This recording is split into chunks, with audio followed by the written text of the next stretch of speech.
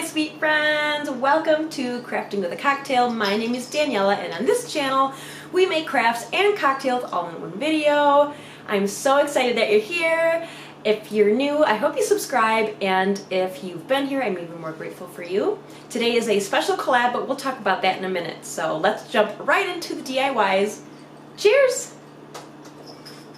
We are kicking off today's Easter crafts with this adorable little Chicky picture frame that is super easy and budget friendly. So I'm using one of these clear standalone frames from the Dollar Tree.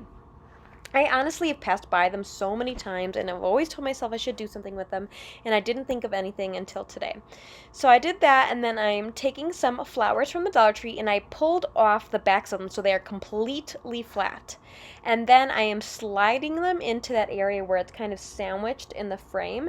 And this is a little bit tricky, and it does take me a while to kind of figure out how to smush them all in there. So I kind of recommend just stacking them all and sliding them in as one piece, because that seemed to work the best. And I wanted them to get further in the corner, so eventually I get smart and find a popsicle stick, but in the meantime, I struggled. So here I am kind of pushing the petals along with a little popsicle stick, and then I rip off this little Chicky from a hanging sign from Dollar Tree that had numerous different parts to it, and then I decided, well, I don't want the left corner to be empty, so I end up putting a flower in that corner as well, and using my new smart trick of pushing it in with a popsicle stick, because that's obviously thinner than my finger trying to fit in there. Then I figure out where I want to place my Chicky, and then I grab some Spanish moss. So this is a giant pack I got from Walmart, but if you can find it at your Dollar Tree, you can get it there. Mine only has like the brown, dried, dead looking stuff, so I got mine from Walmart. And I'm just using hot glue to adhere it to the front of the frame. So the reason that we have that first is because we want our Chicky to sit on top of it. We don't want the grass to cover it up. And this will create a lot of depth and dimension, having that really background layer of the flowers, then that middle ground of the grass, and the foreground of our little Chicky in its egg. So that's why I did it that way. I'm just gluing it all down as best I can, and then once I feel like it's good enough, I take my scissors and give it a nice little trim to make sure everything is looking good and not hairy, and I also don't want any overlapping the bottom because then it would sit uneven. So I'm just trimming up the sides. And then once I've got that going, I use my handy dandy little ladybug that I'll leave in the link in the description for you to purchase. And here's how my little cute Chicky turned out. Okay, it's time to talk about today's collab, which is with Makeitwith Mia. She is a newer YouTuber just like me, and she makes really fabulous neutral decor and really innovative stuff. I really recommend you guys go check her out. Let's see what her page looks like. This is Mia's YouTube page. As you can see, she does lots of really beautiful neutral decor. She's also been featured on Dollar Tree's Instagram, which is so cool. So yeah, definitely go check her out. I'll leave her info in my description box. Oh my goodness, you would never guess this gorgeous little Easter sign was made from an aluminum bread pan and a hula hoop. How crazy is that? I know it looks sweet and simple, but I honestly was blown away with myself that I was able to make it out of this. So I got this aluminum bread pan from the Dollar Tree, and I just cut a slit into each of the corners so that I could cut them off. Now, originally, I was only going to use that middle bottom part, but then when I got to this, I was like, I kind of like this. I could make this like a two-part sign. So I do end up leaving that bottom area and then just kind of trimming it up so it's the right size, and so that everything's kind of like equal and not have any extra edges or whatever. Then I am going to use a Sharpie, or you could use any sort of utensil that would work that's not too pointy, to draw out your word Easter as well as any drawings you want. So I draw out Easter, and then I'm using the back of a paintbrush to add in some relief. Relief means that you're kind of putting indents to it. So I'm pressing down with my paintbrush. Now, for areas that are curvy, or any areas in general, I recommend going around it, or not around it, but on it lightly, and then doing a harder pressure layer, and then a harder pressure layer, until you have a nice indent. The reason for this is, for example, with my E, I went right into it, and some of the areas ended up a little wobbly. So it's better to just kind of get that path going and then digging deeper and deeper. Then for the above area, I wanted to do an Easter egg, some cute little bunnies, so I just looked up a bunny image and kind of drew that on. I don't like calling it freehand when I look at a picture. Is that considered freehand? I don't know. Anyways, you could look up anything you want. If you want this to be even simpler, all you have to do is print this out and trace around it. Cut it out, print it, cut around it, trace it out, and you'll be good to go. Or you could use a pencil to indent it then and there. So the tricky part about this is because I used a Sharpie, I did have to be careful when I was painting it because I didn't want any of that Sharpie to show through. Gosh, sorry guys. I keep stumbling on my words. But anyways, just keep that in mind. I do end up having to do a few coats. Now I'm doing the same exact thing using the back of a paintbrush, really lightly going over any tricky areas and then pressing harder where I feel like it needs it. Or doing several layers of pressing harder so that it adds some nice relief in there. Then I mixed some purple and black paint because I wanted that relief area to be nice and dark so that when I put lighter colors on top, it would really pop out. So make sure that you always use more of the color that is not black. Black is super pigmented, and so it will automatically take over the other colors. So I actually ended up, I don't show you on camera, but when I mixed the purple and the black, I ended up actually having to add more purple, even though I barely put any black because the purple wasn't showing through. And if you don't know, paint does dry a shade darker. So you always want to go a little bit lighter when you're mixing it. So I painted that all into all of my indents. Then I'm using some toilet paper. I would recommend paper towel, but this is just all I had with me at the moment. And just wiping that off. It's okay if it's a little bit like muddy on your area there because we're going to paint over it anyways. The point is just to make sure it gets in all of those little grooves. For some of these areas, it didn't stick as well, which means I just didn't indent it enough. I didn't press hard enough. So I go back over, paint those areas, and do it all over again because I really wanted to make sure that they were nice and dark and that they weren't going to get, I don't know, swallowed by the lighter colors. When that was completely dry, because I don't want any of that paint mixing with my white paint, I go in with a flat brush and some Waverly white chalk paint, and I just kind of dry brush it, which means I'm putting it in my paint, wiping some off, and then lightly coating it.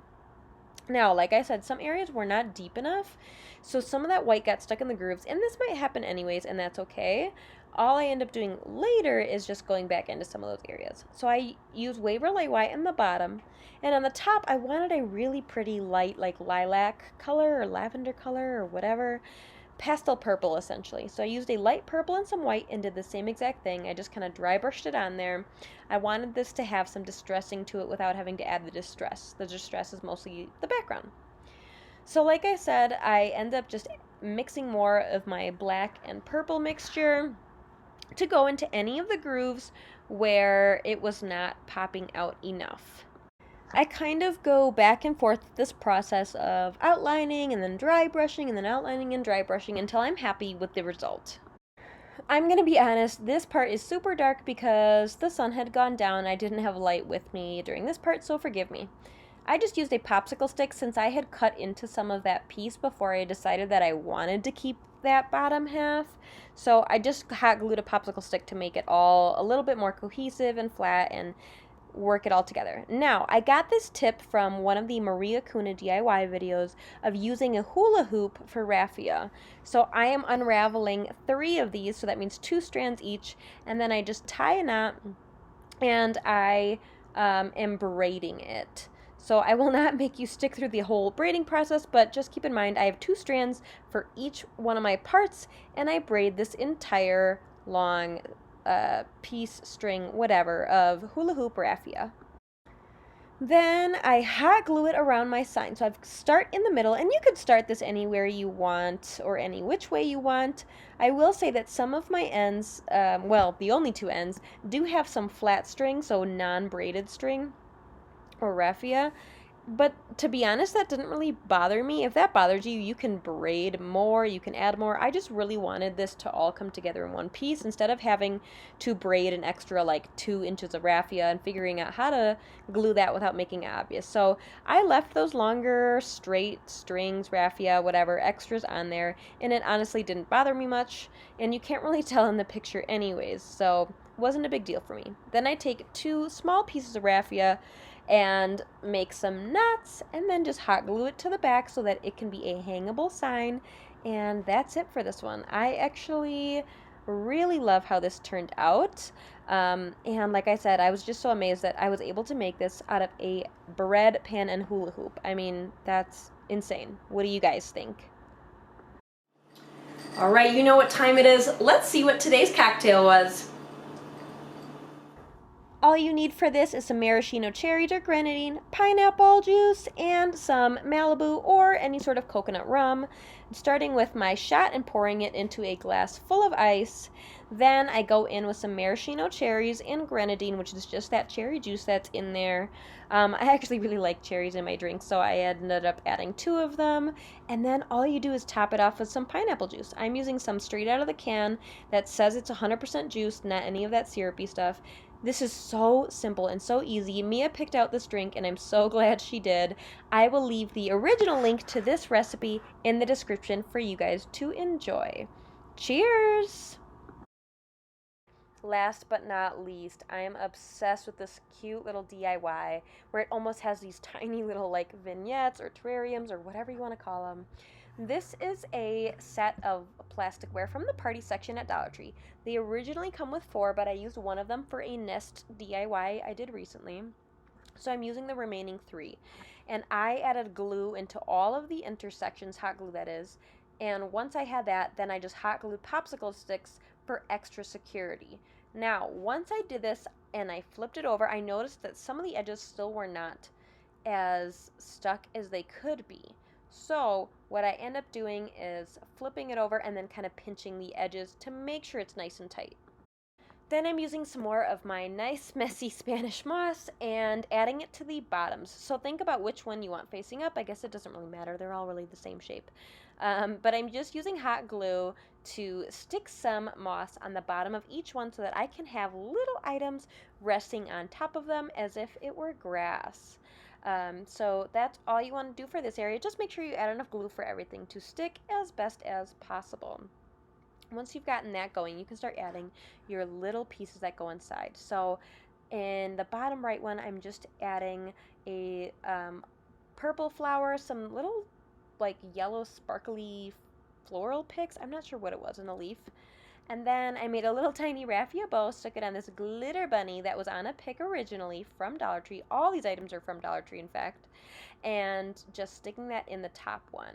Now, I do end up adding more to this one later because it just felt like it wasn't quite enough. So we'll get to that in a second. And then I add these little Easter egg bits into the bottom left one. They have these little ribbons on them because they're supposed to be ornaments, but I glued around it just in case I ever want to pull this apart and use them as ornaments. I don't think I will, but I don't know. I just did that just in case. So I'm making sure that I secure that bunny in. Now, like I said, it felt like it was missing something, so I did end up adding a little pink floral piece in there that actually ended up randomly in my Dollar Tree bag because it must have come off another piece accidentally, and some leaves behind my eggs for that extra nice touch. I honestly love how this turned out, and it came out of nowhere. I just felt so original and so proud of this one. I hope you guys enjoyed this video. See you next time.